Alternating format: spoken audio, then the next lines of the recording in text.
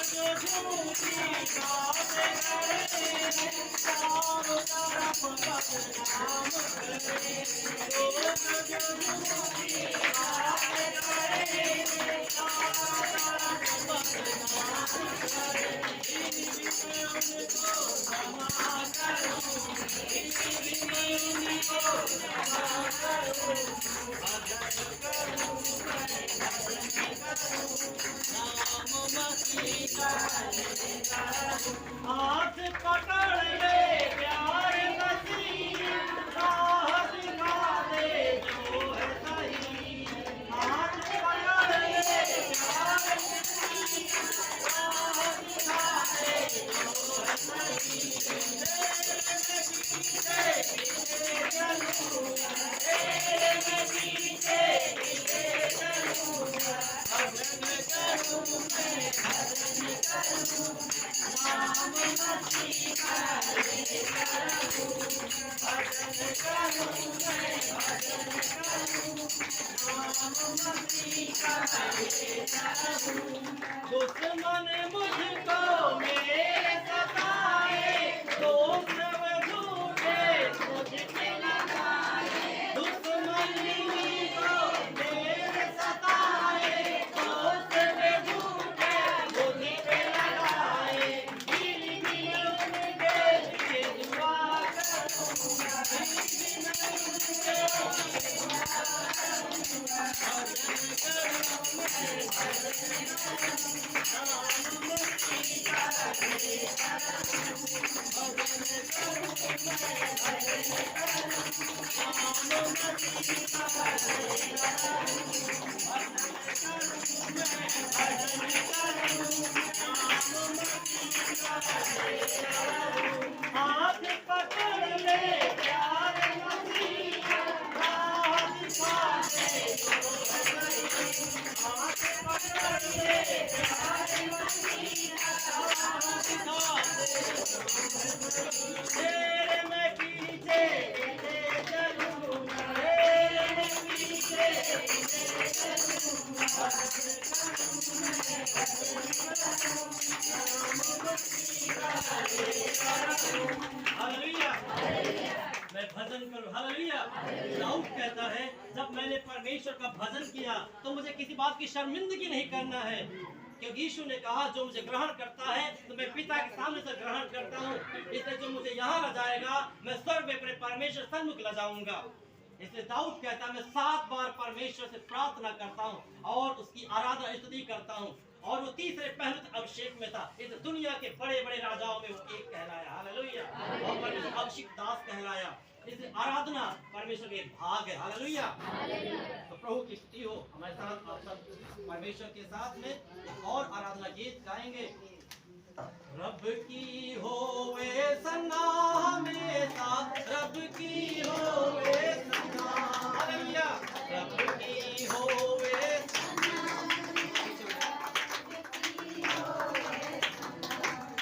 रब की होवे सना हमेशा, रब की होवे सना।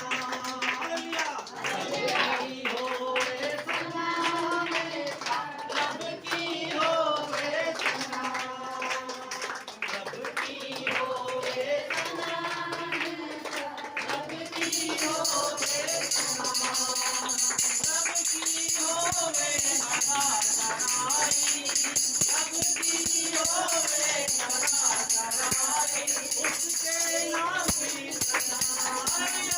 रब की होवे सना हमेशा, रब की होवे सना। रब की होवे सना हमेशा, रब की होवे सना। प्रभु के घर में होवे सितारे, उसकी हामदो सुनाओ। प्रभु के घर में होवे सितारे, उसकी हामदो सुनाओ। जय के जोते भूखो न देंगे, जय के जोते भूखो न देंगे। पर्वत वीर बजा हमेशा, पर्वत वीर बजा हमेशा, रब की होवे सना।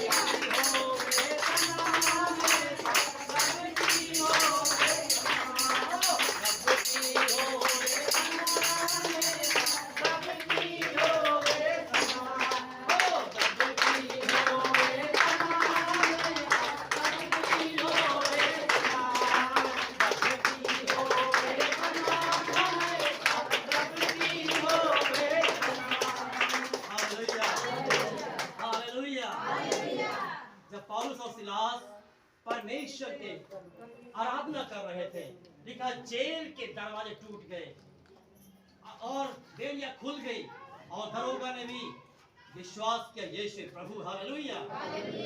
इसलिए विश्वास हमारा सबसे बड़ा हथियार है और हम इसे कभी खोने नहीं देंगे। हालेलुया। यही तो हमारा हथियार है, जो विश्वास हमारा हथियार है, जो हमारे जीवन को आगे ले जाता है।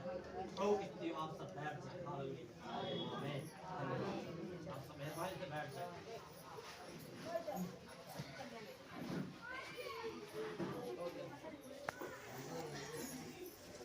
एक मिनट हो जाए पर आ जाए। कितने लोगों को हाथ उठाए, कितने लोगों को आज चंगाई मिली है? वो लोग हाथ उठाएंगे जिनको वास्तव में आज चंगे हुए हो और पहले से भी आज चंगे हुए हो। परमेश्वर का अभिषेक, उसका स्पर्श आपको यीशु ने छुआ है। हालेलुया। इनके अंदर एक विश्वास ने जन्म लिया है कि यीशु अभी भी मुझे छुटकारा, मैं अभी भी मैं कुएं की गहराई में गिर गया हूँ, मुझे कोई निकाल लेगा, वो है यीशु मसीह। अभी मेरे जिंदगी में तमाम फोड़े थे, उनको ठीक कर देगा यीशु मसीह। मेरा कर्जा था, ठीक कर देगा। मेरी बीमारी थी, ठीक कर देगा यीशु मसीह। मेरे बिगड़े काम बना देगा यीशु मसीह। और हमारे संबंध भी आपके साथ अच्छे होंगे, यीशु मसीह ऐसा कर सकता है। हालेलुया। और हम अपने मुकदमे को फाइनल कर लेंगे, अपने सारे गरीबी को दूर, क्योंकि परमेश्वर इन दिनों हमारे काम को कर रहा है। हालेलुया। हालेलुया। आमीन। आइए हम लोग वचन की तरफ चलेंगे। आइए हम वचन की प्रार्थना करें। किसी पास कोई गवाही है जो एक बार और? कितने दिनों से आप आ रही हो? कितने दिनों से? अब तो नींद आती ज्यादा? चंगाई हो गई? हालेलुया। तालियां बजाएंगे प्रभु। अच्छी बात है कि हमारी मंडली में सब लोग सीख रहे हैं। और किसको चंगाई मिल गई है? हालेलुया। आप कब आई थी? हालेलुया। इधर से आ जाए करके सामने, इधर कैसे बना? नहीं बना, यहाँ करते रहे टेंशन दिमाग सब बेरा रहो करते रहे। और जब तक लगन तब तक हमें सही। आप जब से यहाँ संगति में आई हो तब से आपको चंगाई मिला, तब से आपको छुटकारा। धन्यवाद प्रभु की। और के लोग चंगाई मिली। हाँ बहन, आप कहाँ से? से। आपको कैसा लगा? कब से फायदा हुआ? चंगाई मिली आपको? मन में शांति आया? किस बीमारी परेशान थे? किससे परेशान थे? अब दर्द खत्म हो गए? धन्यवाद करो। हालेलुया। और आप किससे परेशान थी? खड़े से बताइए। हालेलुया। ये बहन हमारी बहुत दिन विश्वास किया, बपतिस्मा लिया। कितने दिन परेशान हो गए? 3 बार 10 साल के बाद इनको दोबारा अटैक करने किया। 5 महीना बीमार रहे और 5 महीना जब जांच कराई जाए तब कुछ न कुछ मतलब छोड़ के दूसरी बीमारी शुगर की बीमारी थी और प्लेटलेट डाउन इवेंट करते बिल्कुल। हालेलुया। अभी क्या हो गया? सब कुछ क्या हो गया? नॉर्मल हो गया और आप चंगी हो गई। प्रभु की स्तुति करें। हालेलुया। धन्यवाद यीशु। बैठ जाएंगे। और किसको चंगाई मिली? और कोई है? चंगाई हुई? हालेलुया। किसको? हालेलुया। आपको भी चंगाई मिली? हालेलुया। धन्यवाद। चंगे हो रहे हो। अभी बहुत लोग आज नहीं आ पाए किस कारणवश से, लेकिन मुझे आशा है कि वो लोग भी चंगे। आमीन।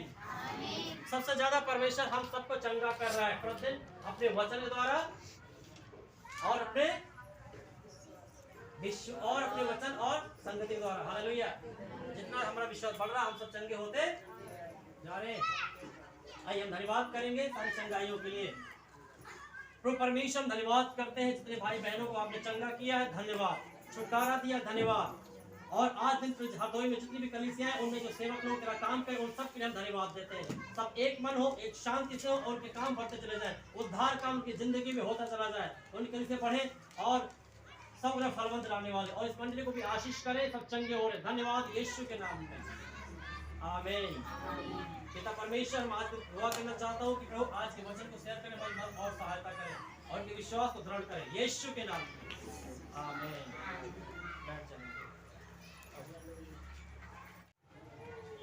एक आदमी अपने परिवार के साथ अकेला रहता था और गांव में उसकी दुधारू गाय थी। और वो आदमी दुधारू गाय को पालता था और अपने 8 परिवारों को संभाला करता था। और धीरे धीरे उस गांव के मुखिया ने सोचा इस आदमी को यहाँ से बाहर जाना चाहिए, इसके पास न ज्यादा खेती है और नहीं ज्यादा इसके पास पैसा है, इसे यहाँ से बाहर जाना चाहिए। लेकिन इसकी जो दुधारू गाय है वो इसे छोड़ती नहीं है।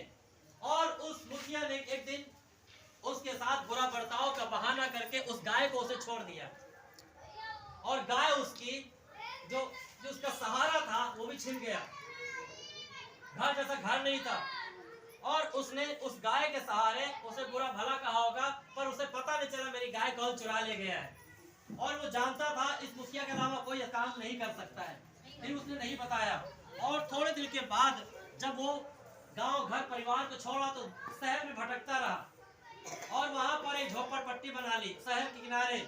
और धीरे धीरे उसने सब्जी बेचना शुरू कर दिया, थोड़े पैसे आए, उसने आइसक्रीम बेचना शुरू कर दिया, बच्चे बढ़ते चले गए और धीरे धीरे उसने कबाड़ बेचना शुरू कर दिया। और धीरे धीरे उसके दिमाग में कुछ न कुछ आता गया और वो धीरे धीरे अपना काम करते करते छोटी दुकान से बड़ी दुकान करने लगा। फिर उसने धीरे धीरे अपनी मोटरसाइकिल खरीद ली और इस तरीके से उसने चाय बनाना शुरू करी, बच्चों को चाय पे लगा दिया। इस तरह छोटे धंधे बढ़ गया और एक समय ऐसा आया उसने एक बड़ी फैक्ट्री खोल ली और उसने सोचा अब इतना पैसा मेरे पास हो गया, मैं अपने गांव घर जा करके कुछ जमीन खरीदूं, जाके गांव में जाऊं और उस मुखिया को बताऊंगा कि तूने मेरे लिए क्या किया था, मैं तुझे ताने मारूंगा आज। और मुखिया उस समय उसे मिला और जब मुखिया से बात करने लौट रहा था तो उसके दिमाग में रास्ते में एक बात आई, अगर ये मुखिया ना होता तो आज मैं धनी नहीं बनता। इस मुखिया की वजह से मैं धनी बन चुका हूँ। कई बार हमारी और जिंदगी में ऐसा ही होता है, परमेश्वर का जो क्रूरता जैसा व्यवहार हमारी जिंदगी में कई बार आता है, लेकिन वो हमें आशीष लेकर के आता है। जब माँ बाप हमें प्यार करते हैं वो हमें ताड़ना भी देते हैं और प्यार भी करते हैं। इसलिए व्यवस्था विवरण 32 अध्याय में 11 पद में लिखा है, माँ का क्रूरता जैसा व्यवहार के बारे में दिखाया गया। उकाब की कहानी के बारे में गया है कि वो घोंसले को हिलाता है और बच्चों को ऊपर ले जाता है आसमान के नीचे। कई बार हमारी जिंदगी में झकझोर आते हैं, जब तक आप अपने जीवन बदलाव नहीं करेंगे कुछ होने वाला।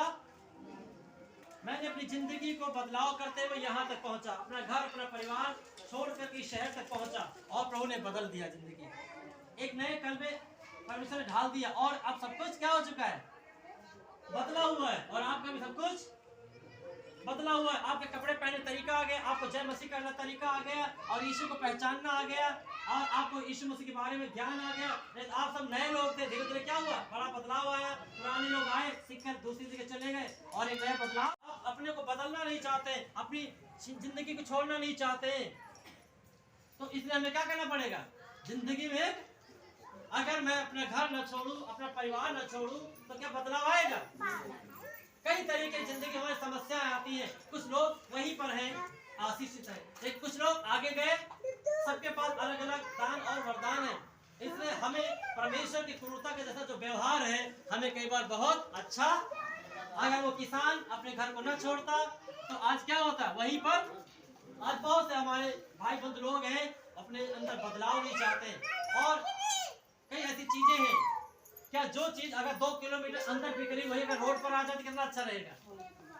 और ये कलीसिया भी आपके रोड किनारे, हालेलुया, हमने आपको संसाधन जुटा के दिए ताकि आपने क्या बदलाव किया है। इसमें परमेश्वर धन्यवाद करें कि यही चीज अगर मैं 10 किलोमीटर गांव के अंदर, जब मैं गांव के अंदर कलीसिया चलाता था, लोग पैदल आते थे तो कहते भाई जी बड़ी दिक्कत हो रही, बड़ी दिक्कत है, संसाधन नहीं। धीरे धीरे दुआ करते वहां संसाधन हो गए। अब क्या हो रहा है, अब सब लोग यहाँ पर आएंगे। इसलिए हमें बदलाव की